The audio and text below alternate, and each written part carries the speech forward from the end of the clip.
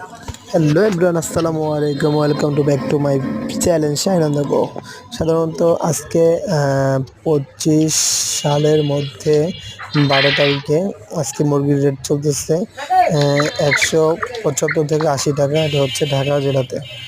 তো কে কোন জেলা থেকে দেখছেন সেটা অবশ্যই জানাবেন।